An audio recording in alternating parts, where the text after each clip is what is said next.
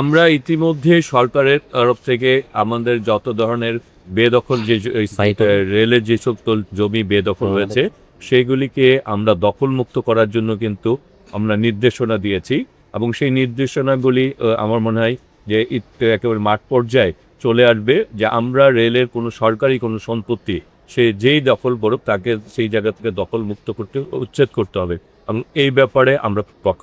জি, দেখুন আমাদের প্রথমে বলছি যে আমাদের লোকোমোটিভের সংকট রয়েছে।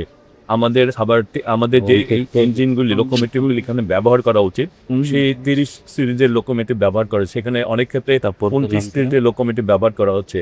আবার যেখানে আমাদের দেখা যাচ্ছে যে আমার 30 বা 35টা লোকোমোটিভ দরকার, অনেক ক্ষেত্রে দেখা যাচ্ছে যে আমি 14টা বা 15টা ভালো পর্যায়ে রয়েছে, বাকিগুলি অনেকটা রিপেয়ারিং করে বা মেরামত করেই কাজগুলি চালানো হচ্ছে।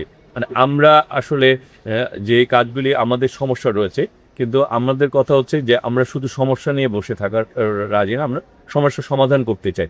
তারপরেও আমাদের যতটুকু এই পর্যায়ে বর্তমান পর্যায়ে রয়েছে সেই জায়গায় যাতে দায়িত্বের কোনো ঘাটতি না থাকে।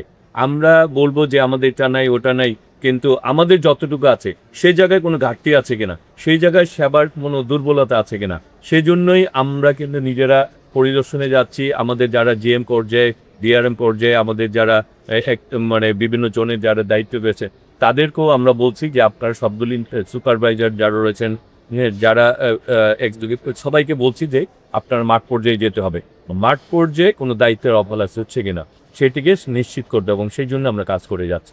হ্যাঁ, আমরা এছাড়া যে জায়গায় সীমাবদ্ধতা রয়েছে সেটি উত্তরণ করে কিভাবে লোকোমোটিভ বাড়ানো যায়, রোধ বাড়ানো যায়, এবং সেই জোনে মিটার গেজে যাতে যাত্রীদের সমস্যাগুলি আমরা কাজ করছি। আমাদেরকে আসলে সময় দিতে হবে। আর এগুলি তো ব্যাপার হচ্ছে ইচ্ছা করলে আমি লোকোমোটিভ ইচ্ছা করলে একদিনে এদের বৃদ্ধি করতে পারবো না। এগুলির জন্য যে প্রসেস আমরা কাজ করে চলছি।